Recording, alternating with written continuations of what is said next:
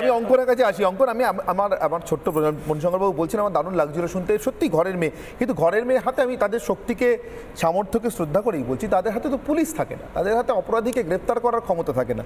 আমরা দেখছি একজন অসহায় স্বরাষ্ট্রমন্ত্রী বা মুখ্যমন্ত্রী যিনি সব জানেন, নাম ধরে ধরে নিজের দলের নেতাদের নাম ধরে ধরে জানেন কে কোথা কোথা থেকে টাকা খাচ্ছে, বিডিএ হয়ে খাচ্ছে, কোন ডিএম খাচ্ছে, কোন এসডিও খাচ্ছে, কিন্তু ধরছেন না। অঙ্কন, না সেই মুখ্যমন্ত্রীর এক ঐতিহাসিক ভাষণে একটা বিবৃতি ছিল না যে প্রিভেনশন ইজ কিওর দ্যান বেটারনেস। আমার সেইটার কথাই মনে হচ্ছে মুখ্যমন্ত্রী পুরো ব্যাপারটাকে গুলিয়ে ফেলেছেন। আসলে এই লোকসভা নির্বাচনে বিভিন্ন পৌরসভায় তৃণমূল কংগ্রেস পিছিয়ে থাকার পর মুখ্যমন্ত্রীর এই বিলম্বিত বোধোদয়টা হয়েছে যে না, তার কাউন্সিলররা, তার বিধায়করা টাকা খাচ্ছে, প্রকাশ্যে বলছেন যে চাঁদার নামে জুলুমবাজি করছে তার বিধায়করা। এবং আমরা তো দেখেছিলাম কিছুদিন আগে কলকাতা পৌরসভার মধ্যেই তারকেশ্বর বাবু বনাম স্বরাজবাবুর মধ্যে একজন বলছে ও তো রেশন চুরি করে, এ বলছে ও তো লাইন টেনে বিদ্যুৎ চুরি করে, ও বলছে তো ও তো সিন্ডিকেট চালায়, ও তো বলছে আমি তো সিন্ডিকেট চালাই, ও তো তোলাবাজি করে দোকানে দোকানে গিয়ে। এই যে একটা সুন্দর একটা পরিস্থিতি, এর মধ্যে মুখ্যমন্ত্রী আজকে, আমি তো মনে হচ্ছে আজকে তৃণমূল নেত্রী মুখ্যমন্ত্রীকে সার্টিফিকেট দিলেন অপদার্থ হিসেবে, না মুখ্যমন্ত্রী মমতা বন্দ্যোপাধ্যায় পুলিশ মন্ত্রী মমতা বন্দ্যোপাধ্যায়কে অপদার্থ হিসেবে সার্টিফিকেট দিলেন। পুলিশ মন্ত্রীর চেয়ারে বসে পুলিশ মন্ত্রী বলছেন যে আমি বললে এক সপ্তাহ পুলিশ কাজ করে তারপর আবার ঘুমিয়ে যায়। তাহলে কে অপদার্থ, কে ব্যর্থ, আমরা তো কিছু বুঝতে পারছি না। আপনার মন্ত্রিসভায় বসে এই উনি বলছেন না যে জমি দখল হচ্ছে, জমি অন্যদের হাতে চলে যাচ্ছে। সন্দেশখালীতে জমি দখল হয়ে প্রায় 120 জনের তালিকা দেওয়া হলো যে এদের জমি দখল হয়ে। না, এখানে একটা প্রশ্ন আছে, এটা আমার মনের প্রশ্ন। আমি সন্দেশখালীতে এসছেন তো, আমি আসছি অঙ্কন, আমি কলতানের কাছে আসি। কলতানি সন্দেশখালী বললেন অঙ্কন, আমার সঙ্গে সঙ্গে মনে পড়লো শাহজাহান কিন্তু পুরো এলাকায় রাজনীতি করতেন না। শাহজাহান জেলা পরিষদের মেম্বার, পঞ্চায়েত এলাকায়। এখন পুরসভাগুলোকে নিয়ে মুখ্যমন্ত্রী বলছেন, আমি মানে বোঝার চেষ্টা করছি মুখ্যমন্ত্রীকে এই কারণে শাহজাহানের দোষ দেখতে পাননি, মানে শাহজাহান তো পুরসভায় ছিল না, পঞ্চায়েতে ছিল। এটাকে একটা রিজন হতে পারে। মুখ্যমন্ত্রী কিন্তু শাহজাহানকে ধরতে বলেননি, আজকেও কিন্তু বলেনি আমি জানি শাহজাহান লোকের জমি মানে ওই আর কি গেরিয়ে নেওয়া যাকে বলে, অল্প টাকায়, মানে কম টাকায় যা দেওয়ার কথা তার থেকে অনেক কম টাকায় বললেন। আমার মনে হয় পঞ্চায়েত এলাকা বলে নাকি। শাহজাহানকে নিয়ে মুখ্যমন্ত্রীর ভাবনা চিন্তা সেটা তো আর আমি ওর মনের ভেতর থেকে বার করতে পারবো না। কিন্তু আমার প্রথমে একটা যেটা আমি বলতে চাই যেটা হচ্ছে যে এই যে আজকের মিটিংটা যেটা হলো, যেটা নিয়ে আমরা এতক্ষণ চর্চা করছি, সেই মিটিংয়ে তাহেরপুর পুরসভা নোটিফাইড এরিয়া এবং ঝালদা পুরসভা থেকে কাউকে ডাকা হয়নি। এবং সার্কুলারটার মধ্যে কার্যত লেখা রয়েছে যে ওই দুটো জায়গা বাদ দিয়ে বাকি সব পুরসভার লোকেরা আসবেন, তারা মিটিং করবেন, উন্নয়নের কথা বলবেন না বকা খাবেন সেটা তাদের ব্যাপার। এইরকম একটা সার্কুলার করা যায় পশ্চিমবাংলার বুকে দাঁড়িয়ে, এটা তো ভয়ঙ্কর খারাপ জিনিস। এটা তো অন্য দলের লোকেরা চালায়, ওরা আমি বকা দিলে শুনবে কিনা, আমি আমার বকা, ওরা শুধু বকা দিলে শোনা তো পরের কথা। গত কয়েক বছর ধরে তাহেরপুরে উন্নয়নের টাকাটা অবধি যায়নি। যেদিন ওই পুরসভা বামফ্রন্ট জিতেছে রাত্রিবেলা ওখানকার ওসি বদলি হয়ে গেছে। ফলে এটা একটা ক্রাইসিস আছে। দ্বিতীয় ক্রাইসিসটা আর একটু গভীর, আমি খুবই ছোট সময় নেব। পশ্চিমবাংলায় এই যে এই এতগুলো কথা কেন বলতে হচ্ছে মুখ্যমন্ত্রীকে, ক্রাইসিসটা কোথায়? পশ্চিমবাংলায় তো কাজ নেই। ফলে আমারও কিছু বন্ধু বান্ধব যাদের অন্য কোনো কাজ পাওয়ার আশা ছিল বা ছিল না, তারাও এখন ইটবালি চুনসুরকির মধ্যে ঢুকে পড়েছে। কারণ একটাই ফ্লারিশিং শিল্প আছে পশ্চিমবাংলায়। লাস্ট কর্পোরেশন নির্বাচনের আগে আমাকে একদিন বন্ধু ফোন করেছে, বলছে ভাই খুব বিপদে পড়েছি, সিটটা মহিলা রিজার্ভ হয়ে গেছে। বললাম তুই তো ভোটে লড়বি না, তুই তো ব্যবসা করবি, টাকা দিতে হবে, তোর কি অসুবিধা? বলছে না, আগে দাদাই ব্লক প্রেসিডেন্ট ছিল, দাদাই কাউন্সিলর ছিল, একটা খাম পাঠালে হয়ে যেত। এখন বৌদি ফোন করেছে যে দাদা ব্লক প্রেসিডেন্ট, আমি কাউন্সিলর ক্যান্ডিডেট, দাদার খাম আলাদা, আমার খাম আলাদা।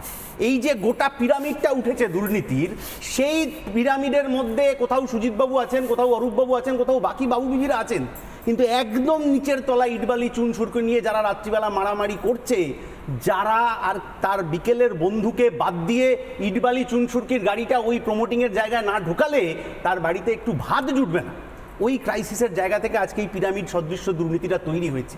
এবং সেই দুর্নীতির কিছু ছাপ এবারে নির্বাচনে পড়েছে, আরও বেশি পড়া উচিত ছিল, কিছুটা পড়েছে। ফলে আমরা সাধারণ মানুষ আমরা তো বলবোই ও ওখানে দুর্নীতি করেছে, ওখানে দুর্নীতি করেছে ইত্যাদি। আমাদের হাতে তো ক্ষমতা নেই, আমরা এমপি এমএলএ কাউন্সিলর কেউ নই। কিন্তু যারা আছেন তাদের তো বলার পর অ্যাকশন টেকেন, এইটাও তো আমরা দেখতে চাইবো।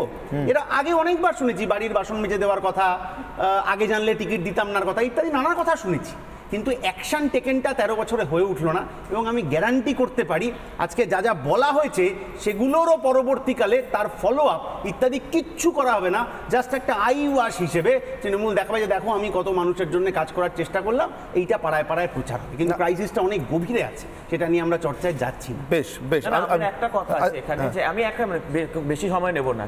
উনি মুখ্যমন্ত্রী একটা কথা বললেন না যে মন্ত্রীরা নজরদারি চালাচ্ছে না, আমি সন্দেশখালীর ওই কথাটাতেই আসছিলাম। যখন আপনি জমিগুলোকে ফেরত দিচ্ছেন, ভূমি রাজস্ব দপ্তর তো মুখ্যমন্ত্রীর আন্ডারে, তার মানে আপনিও নজরদারি চালাচ্ছেন না। তাহলে পুলিশকে বলুন না আপনাকে অ্যারেস্ট করতে, মানে একদম চ্যারিটি বিগিনস অ্যাট হোম, আপনাকে দিয়ে অ্যারেস্টটা হোক, মুখ্যমন্ত্রীকে দিয়ে অ্যারেস্টটা শুরু হোক, তাহলে পুরো ব্যাপারটা সমস্যা হয়ে যাবে।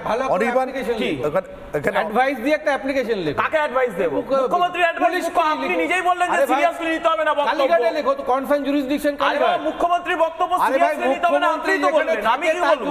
মুখ্যমন্ত্রী সিরিয়াসলি নেয় না। কালীঘাটের ওসি কে জিত বসু এরপরও তোলাবাজি চালায়, তুমি একটা ভারতের নাগরিক এরপরও তোলাবাজি চালাবে, কি করা যাবে? অ্যাপ্লিকেশন লিখতে মুখ্যমন্ত্রী তো করবেন না, কারণ সবকিছুর মূলে তো এই দুর্নীতির চক্রের মধ্যে মুখ্যমন্ত্রী রয়েছে। এই যে লুটের রাজত্ব, এর মহানায়িকা তো মুখ্যমন্ত্রী, নালে হয় না কি এগুলো? মুখ্যমন্ত্রী আগে তো মানুষ, তারপর তো মুখ্যমন্ত্রী। না, মানুষ তো বোঝে, বুঝতে পারলাম। তাকে অ্যারেস্ট করার জন্য আপনি অ্যাপ্লিকেশন করতে পারেন না। সরকারটা তো মানুষের নেই। আচ্ছা, আপনি অ্যাপ্লিকেশন করতে পারেন সরকারটা তো কিনা কার বলুন? কাছে অ্যাপ্লিকেশন করব দাদা? ওসির কাছে করবেন প্রথমে। কে OC? Kalighat OC. Kalighat OC? হ্যাঁ। বলছে সে- পুলিশ সে- না, না, মন্ত্রী তো না, এক মিনিট, এক মিনিট, এক মিনিট, মনীষবাবু, এক মিনিট, মনীষবাবু, ঘুমিয়ে এক মিনিট, থাকে। মনীষবাবু, আপনি খেয়াল করে শুনলেন মুখ্যমন্ত্রী যে বলছেন ওসি বা আইসিদের না, কথা? আমি না, না, কালীঘাটে ওসির কাছে ও যে অ্যাপ্লিকেশন করবে, বলছেন মুখ্যমন্ত্রীকে অ্যারেস্ট করা উচিত। না, না, বলছি উনি যে তাহলে application arrest করবে। যদি না করে, মুখ্যমন্ত্রীর ভাষণ ধরে বলছি। law abiding citizen হিসেবে আমি মুখ্যমন্ত্রীর ভাষণ ধরে বলছি। হাইকোর্টে যেতে হলে তার আগে একটা আরে রিপ্রেজেন্টেটিভ পুলিশ কাজ করে না, পুলিশ মন্ত্রী সার্টিফিকেট দিচ্ছে। আমার কথা আইসিরা নাকি টাকা তুলে না, তার জন্য তো হাইকোর্ট আছে। না, টাকা তোলা আইসি এটা তো প্রতিদিন হাইকোর্ট অদ্ভুত যায়। কথা। টাকা তোলা আইসি হলে আরে হাইকোর্টে যেতে হবে কেন? সেইগুলোর জন্যই তো অ্যাপ্লিকেশন করতে বলছি। কাকে অ্যাপ্লিকেশন করব? এখন তো কাকে অ্যাপ্লিকেশন করব? আমি বলছি যে শুনুন, মুখ্যমন্ত্রী ওসি ভুল তোলাবাজি বলছে। করে, মুখ্যমন্ত্রী পুলিশ কাজ বলছে। করছে না। তাহলে আমার এইগুলো কথা ওসি শুনবে না, কি গ্যারান্টি হাইকোর্ট রয়েছে? যেতে হবে। ওসি আমার হাইকোর্ট কথা যেতে শুনবে, হলে কি গ্যারান্টি রয়েছে? representation ওসির দিতে দায়িত্ব হবে। তো পুলিশ মন্ত্রী নেয় না, দিতে হলে আপনি কালীঘাটে নিচ্ছেন দিতে কি হবে। করে? কারণ কালীঘাটের jurisdiction মমতা আমি- না, আমি- ওসির দায়িত্ব তো পুলিশ মন্ত্রী নিচ্ছে, ভাই, আপনি দায়িত্ব নিচ্ছেন না কেন? মানলে এক তুমি মিনিট, একটা এক মিনিট। ভারতের নাগরিক হয়ে মমতা কিছু করবে না। বন্দ্যোপাধ্যায় বলা মমতা বন্দ্যোপাধ্যায় বলা এই কথাটা, এক মিনিট। বুথে কোনো লোক নেই, আপনার কে? টিভিতে বুকে যাচ্ছে বিজেপি, তাহলে সেগুলো ঠিক করো। না, না, এক মিনিট, বলছি মমতা বন্দ্যোপাধ্যায়, এক মিনিট, বলছি হয়তো সিপিএম আমার ভোট লড়িয়ে বলছি নিয়ে চলে হেরে গেল। বলছি মমতা বন্দ্যোপাধ্যায় বলে এক এক করে, বলছি এক এক করে তোলার বিশ্লেষণ করুন, এক এক করে তোলাটাকে মমতা বন্দ্যোপাধ্যায় বলা এই কথাটা, এইটা নিয়ে আমি একবার নির্মলবাবুর কাছে আসবো। তার আগে আমি আরেকবার কথাটা শোনাই, কিভাবে মুখ্যমন্ত্রী বলছেন যে দুর্নীতি তারও চোখে লাগছে। কি বলছেন মমতা বন্দ্যোপাধ্যায়? অর্থের বিনিময়ে বাংলার আইডেন্টিটি নষ্ট যেন না হয়। This is my first and last word. এগুলো অনেক হয়েছে, আর করবেন না প্লিজ। এবার কিন্তু বড্ড চোখে লাগছে। গভর্নমেন্ট কারো জন্য কোনো বদনাম নেবেন না।